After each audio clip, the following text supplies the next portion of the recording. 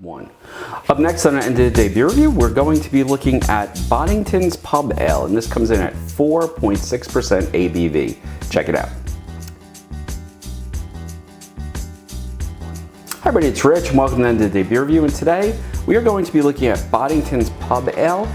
This is an import from Britain, and it is coming in a 1 pint can, and it is 4.6% ABV, and it says since 1778, when it was first brewed at the Strangeways Brewery in Manchester, Boddington has been renowned as the unique pale golden ale in English. In English pubs, Boddington is served using the traditional hand-pulled method, which mixes air with the ale as it pours, producing a distinct creamy head. So this has a widget in it. I have allowed it to come to about 42 degrees. It says serve it at 41. And we're going to give this one a try. Now, quite honestly, I had not tried Boddington's before, even when I had gone to England. So this is a new one for me. Let's crack it open, and I'm sure we'll hear the widget. Yeah, I actually did. And not only that, but it is really coming up quite steadily on the can. So I'm going to pour a little faster than usual today. And it is supposed to have sort of a, wow, that can pours not so great. Pours a lot like a Guinness, which, I mean, obviously not as dark as a Guinness. And that does look like a very creamy ale. Multiple striations of color there, with the gold on the bottom as the, I'm assuming, the carbonation and not nitrogen, because it doesn't say anything about nitrogen on here. Contains a pressurized insert. Do not tamper with, even when empty. Wow, that's the first time I've seen a warning on the can. And, oh, actually, this can has a lot of information on it. Let's see. 12 fluid ounces, 124 calories. You don't really see the calories on there. 1 gram of protein, so damn, this is near health food. Imported by Brand Alliance, St. Louis, Missouri. And there's even a number to check it out. And it is brewed by AB InBev UK Limited, major United Kingdom. So this is everything that's on the can. This has settled out quite nicely. Got about 2 fingers of head here.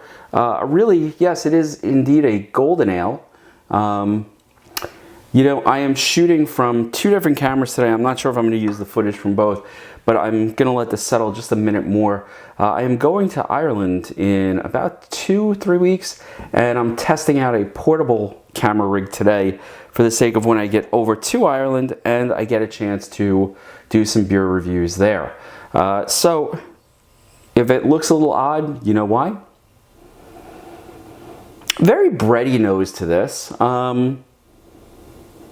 Yeah, you can get a lot of sort of that yeasty smell to it. Nothing overwhelming. It's just that nice sort of bready aroma that you get from, you know, sort of these sort of golden ales. Not an overwhelming nose here. No, not at all. You know what? Let's give it a taste. I'm not even gonna. Okay, you know what? Let's give it a taste.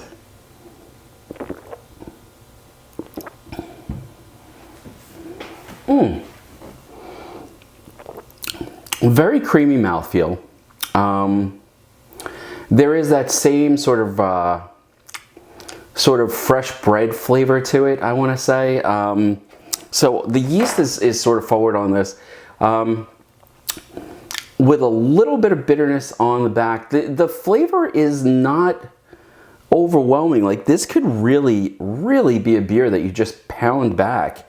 But yeah, it almost leaves in your mouth the flavor you get after eating a really nice piece of like homemade bread. So yeah, I think it's sort of that yeasty, bready flavor to it. There's not a lot of complexity to this beer.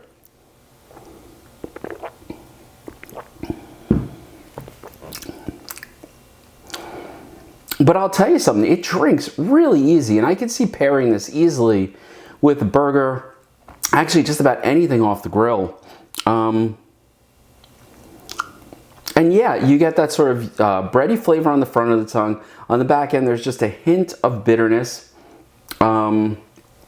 which sort of, it really adds as it acts as a nice counterbalance between, you know, that bready flavor on the front of the tongue, and, you know, you get a nice bit of bitterness. It leaves a really pleasant flavor in your mouth when you're, you know, when you're drinking it. And like I said, it drinks really easy and really smooth.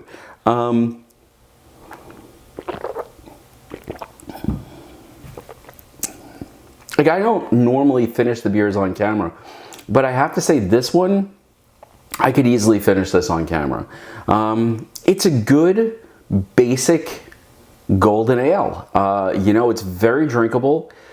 Is there a lot to say about the flavor? There's really not. It's sort of got a nice bread flavor to it, a little bit of yeastiness, a nice bitterness on the back end.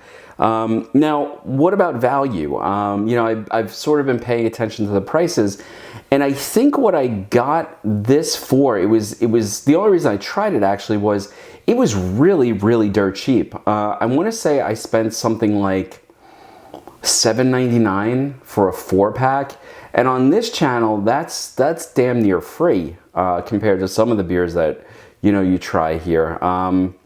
And it might have been a 6-pack too. It might have been even less expensive.